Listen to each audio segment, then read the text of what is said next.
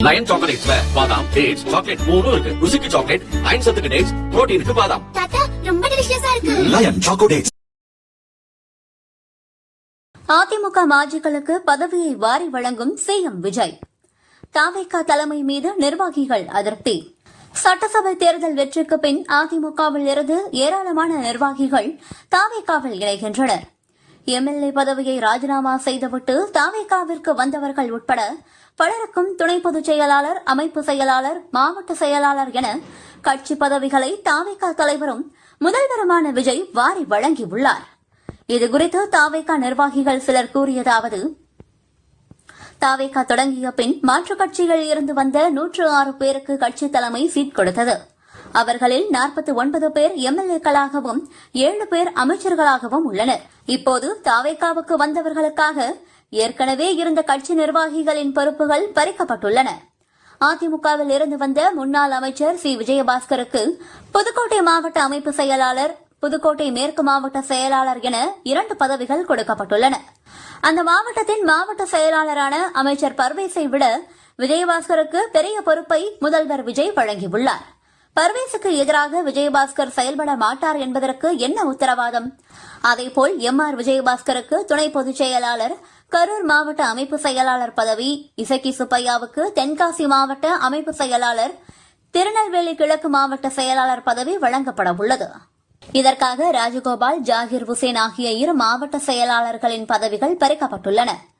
கரூர் கூட்ட நெரிசல் சம்பவத்தில் சிறைக்கு சென்ற கரூர் மாவட்ட செயலாளர் மதியழகனை எம்.ஆர். விஜயபாஸ்கருக்கு கீழ் பணியாற்ற வைப்பதை எப்படி ஏற்க முடியும்? அதிமுகவில் இருந்து வந்த மரகதத்துக்கு துணை பொதுச் செயலாளர், அவரது கணவர் குமரவேலுக்கு செங்கல்பட்டு கிழக்கு மாவட்ட செயலாளர் என பதவிகள் வழங்கப்பட்டுள்ளன. மாற்றுக் கட்சியில் இருந்து வந்தவர்களுக்கு பதவி தருவதற்காக விஜய் ரசிகர் மன்ற காலத்தில் இருந்தே போஸ்டர் ஒட்டியவர்களை புறக்கணிப்பது நியாயமில்லை. திமுகவுடன் பேரம் நடந்த விஷயத்தை மறைத்த சில எம்எல்ஏக்களுக்கும் மாவட்ட செயலாளர் பொறுப்பு தரப்பட்டுள்ளது. ஏற்கனவே வெளியில் இருந்து வந்த எம்எல்ஏ ஆனவர்களுக்கும் மாவட்ட செயலாளர்களுக்கும் இடையே பணிப்போர் நடக்கிறது.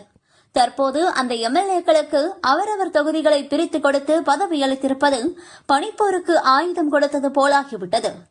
கட்சி தலைமையின் இந்த தாராள போக்கினால் விஜய் ரசிகர் மன்றத்தில் இருந்து உழைத்த நிர்வாகிகள் எல்லோரும் அச்சத்தில் உள்ளனர். இவ்வாறு அவர்கள் கூறினர்.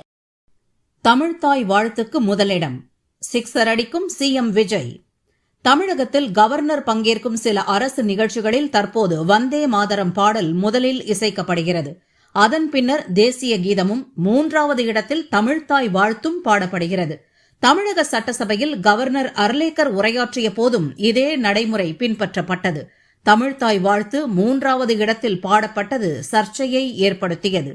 நெல்லை மனோன்மணியம் சுந்தரனார் பல்கலைக்கழக பட்டமளிப்பு விழாவிலும் இதே நடைமுறை பின்பற்றப்பட்டது. இந்நிலையில் அரசு நிகழ்ச்சிகளில் முதலில் தமிழ்த்தாய் வாழ்த்து பாட வேண்டும் என்பதை வலியுறுத்தி முதல்வர் விஜய் சட்டசபையில் தனி தீர்மானம் கொண்டு வருகிறார். கல்வி நிறுவனங்கள், அரசு அலுவலகங்கள் மற்றும் பொதுத்துறை நிறுவனங்களில் நடைபெறும் நிகழ்ச்சிகளில் நிகழ்ச்சி தொடங்குவதற்கு முன்பு தமிழ்த்தாய் வாழ்த்து முதலில் கட்டாயம் பாடப்பட வேண்டும் என்பதை உறுதி செய்யும் வகையில் இந்த தீர்மானம் கொண்டுவரப்படுகிறது. இந்த தீர்மானத்தின் மீது அனைத்து கட்சி எம்எல்ஏக்களும் பேச உள்ளனர். அதன் பிறகு தீர்மானம் சட்டசபையில் ஒருமனதாக நிறைவேற்றப்படும் என எதிர்பார்க்கப்படுகிறது. தமிழ்த்தாய் வாழ்த்து தொடர்பாக தமிழக அரசு வெளியிட்டுள்ள அறிக்கையில் கூறியிருப்பதாவது: மனோன்மணியம் சுந்தரனார் 1891 ஆண்டு எழுதிய மனோன்மணியம் நாடக நூலிலிருந்து தமிழ்த்தாய் வாழ்த்து எடுக்கப்பட்டது. 1970 ஆண்டு நவம்பர் 23 முதல் அரசு விழாக்களில் தமிழ்த்தாய் வாழ்த்து முதலில் பாடப்பட வேண்டும் என அரசாணை வெளியிடப்பட்டு நடைமுறைக்கு வந்தது. 2021 ஆண்டு டிசம்பர் 12 தமிழ்த்தாய் வாழ்த்துக்கு மாநில பாடல் என்ற அதிகாரப்பூர்வ அங்கீகாரம் வழங்கப்பட்டது. தமிழ்த்தாய் வாழ்த்து என்பது தமிழ் மொழிக்கும் தமிழர் பண்பாட்டுக்கும் செலுத்தப்படும் மரியாதையின் வெளிப்பாடாகும். தமிழகத்தின் பண்பாட்டு அடையாளத்தை நிலைநிறுத்தும் வகையில் அரசு நிகழ்ச்சிகளில் முதலில் தமிழ்த்தாய் வாழ்த்து பாடப்பட வேண்டும் என்பதை உறுதி செய்யும் வகையில் சட்டசபையில் தனி தீர்மானம் கொண்டுவரப்படுகிறது. கல்வி நிறுவனங்கள், அரசு அலுவலகங்கள் மற்றும் பொதுத்துறை நிறுவனங்களில் நடைபெறும் நிகழ்ச்சிகளிலும் தமிழ்த்தாய் வாழ்த்து முதலில் கட்டாயம் பாடப்பட வேண்டும் என்பதை உறுதி செய்யும் வகையில் இந்த தீர்மானம் கொண்டுவரப்படுவதாக தமிழக அரசு தெரிவித்துள்ளது. கிறிஸ்தவ தலைவர்கள் திடீரென ஸ்டாலினை நோக்கி போனது ஏன்? சென்னையில் முதல்வர் விஜய் தலைமையில் தொகுதி மறுவரையறை விவகாரம் தொடர்பாக கூட்டணி கட்சி எம்பி கூட்டம் சமீபத்தில் நடந்தது. இந்த சூழலில் திமுக தலைவர் ஸ்டாலின் தனது இல்லத்தில் கிறிஸ்தவ மத தலைவர்களை திடீரென சந்தித்து பேசியுள்ளார். அதில் முன்னாள் பிஷப் சின்னப்பா, பால் தினகரன் உட்பட 16 முக்கிய திருச்சபைகளின் போதகர்களும் பிரதிநிதிகளும் பங்கேற்றனர். தாவேகா காங்கிரஸ் கூட்டணி உருவான நிலையில் பாரதிய ஜனதா பக்கம் திமுக நகர தொடங்கியுள்ளது. இந்த நிலையில் சிறுபான்மை சமுதாய மக்களுக்கு திமுக ஆதரவாக நிற்கும் என கிறிஸ்தவ மத தலைவர்களிடம் தெரிவிக்கப்பட்டுள்ளது.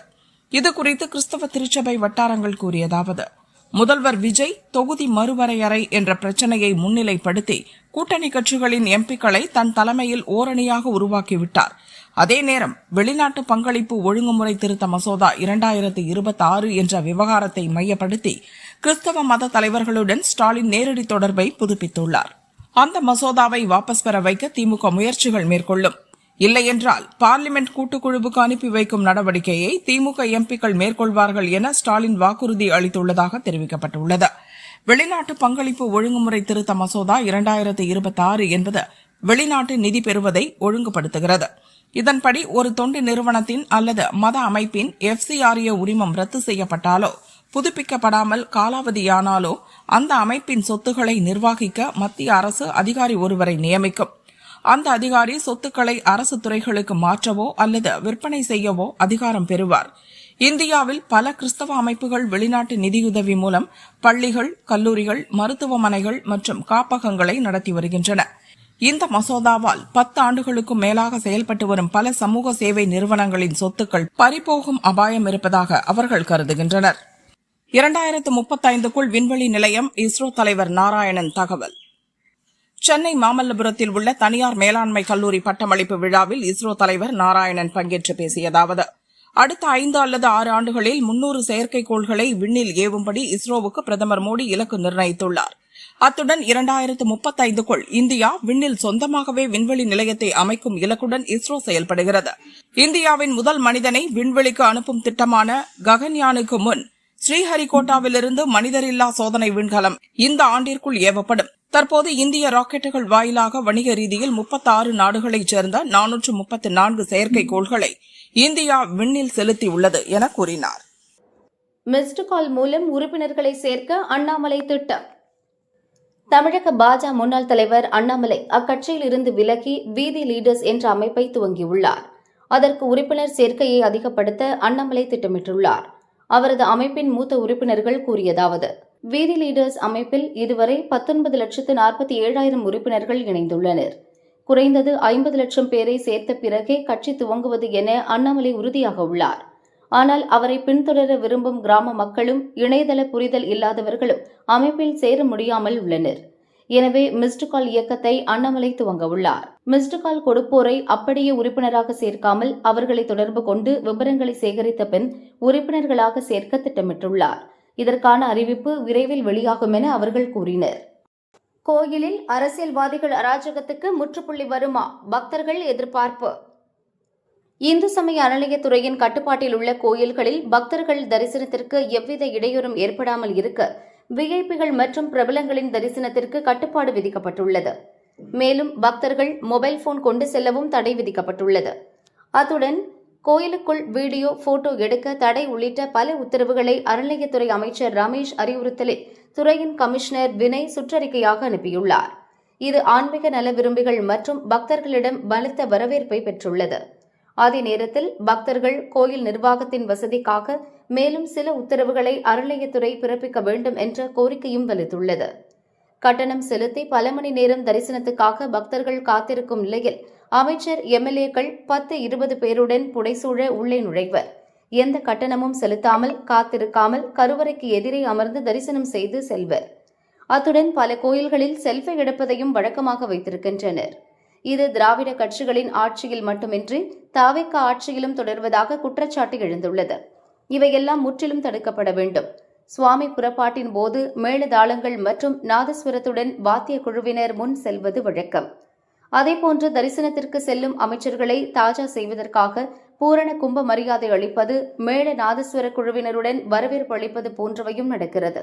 இது முற்றிலும் தடுக்கப்பட வேண்டும். கோயில்களில் அரசியல்வாதிகளுக்கு இணையாக அராஜகத்தில் ஈடுபடுவது காவல்துறையினர்தான். திருவிழா போன்ற முக்கிய விசேஷ நாட்களில் உயர் அதிகாரிகளின் குடும்பத்தினர் என கூறி கும்பலாக பலரை உள்ளே அழைத்து செல்வர்.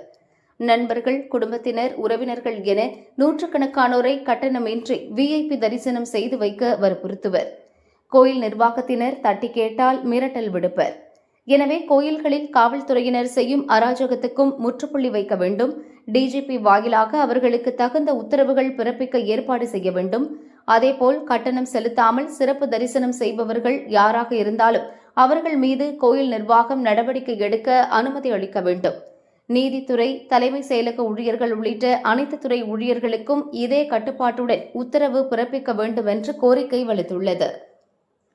இன்று வெளியாகிறது எம்பிபிஎஸ் தரவரிசை பட்டியல். நீட் தேர்வு முடிவுகள் கடந்த மாதம் 15ஆம் தேதி வெளியான நிலையில் தமிழகத்தில் மருத்துவ படிப்புக்கான விண்ணப்ப பதிவு கடந்த மாதம் 27ஆம் தேதி வரை நடந்தது. மொத்தமுள்ள 16,199 இடங்களுக்கு 72,627 பேர் விண்ணப்பித்துள்ளனர். இந்நிலையில் தமிழகத்தில் உள்ள அரசு மற்றும் தனியார் மருத்துவக் கல்லூரிகளில் உள்ள அரசு ஒதுக்கீட்டு இடங்களுக்கான மாணவர் சேர்க்கைக்கான தரவரிசை பட்டியல் இன்று வெளியாகிறது. இன்று மாலை 3 மணிக்கு https://medicalselection.net என்ற இணையதளத்தில் வெளியாகிறது. அத்துடன் கலந்தாய்வு தேதிகளும் அறிவிக்கப்பட உள்ளன. நிபந்தனையை ஏற்காவிட்டால் ஹார்முஸை திறக்க முடியாது. ஈரான் அறிவிப்பால் பரபரப்பு.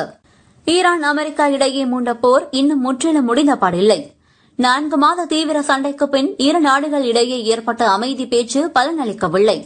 சமீபத்தில் இரு நாடுகளின் தரப்பிலும் சில நாட்கள் சண்டை நிறுத்தம் அறிவிக்கப்பட்டது. எனினும் இந்த அமைதி நீண்ட நாட்களுக்கு நீடிக்கவில்லை. ஈரான் மீது அமெரிக்கா தாக்குதல் நடத்துவதும், அண்டை நாடுகளில் நிறுத்தி வைக்கப்பட்டுள்ள அமெரிக்க நிலைகள் மீது ஈரான் ஏவுகணை தாக்குதல் நடத்தியது. இதனால் ஹார்முஸ் ஜலசந்தியை சரக்கு கப்பல்கள் கடப்பதில் இன்னும் சிக்கல் நீடிக்கிறது. அமைதி பேச்சில் ஏற்பட்ட உடன்பாட்டின்படி ஈரானில் அமெரிக்க படைகள் ஏற்படுத்திய சேதங்களுக்கு உரிய இழப்பீடு வழங்க வேண்டும். ஈரானுக்கு அமெரிக்கா அளித்த வாக்குறுதிகளை நிறைவேற்ற வேண்டும் என ஈரான் தொடர்ந்து வலியுறுத்தி வருகிறது. அமெரிக்கா தன் வாக்குறுதிகளை நிறைவேற்றாத வரை ஹார்முஸ் ஜலசந்தியை சரக்கு கப்பல்கள் கடக்க முடியாது என்றும் ஈரான் அறிவித்துள்ளது. ஏற்கனவே ஹார்முஸ் ஜலசந்தியை கடக்க முயன்ற பல நாடுகளின் கப்பல்கள் மீது தாக்குதல்கள் நடந்த நிலையில் ஈரானின் இந்த அறிவிப்பால் மேற்காசியாவில் பதற்றம் நீடிக்கிறது. தங்கள் நிபந்தனை அனைத்தையும் அமெரிக்கா ஏற்கும் வரை ஹார்முஸ் மூடப்படும் என ஈரான் அறிவித்துள்ளது சர்வதேச நாடுகளை கவலையில் ஆழ்த்தியுள்ளது. ஹார்முஸ் ஜலசந்தியில் பதற்றமான சூழல் தொடர்ந்தால் அது ஆசிய நாடுகளை மட்டுமின்றி உலகின் பல்வேறு நாடுகளின் பொருளாதாரத்தையும் பாதிக்கும் வாய்ப்புள்ளது. இந்த விவகாரத்தில் அதிபர் டிரம்ப் விரைவில் முடிவெடுக்க வேண்டும் என பல்வேறு நாடுகளின் தலைவர்கள் வலியுறுத்தியுள்ளனர்.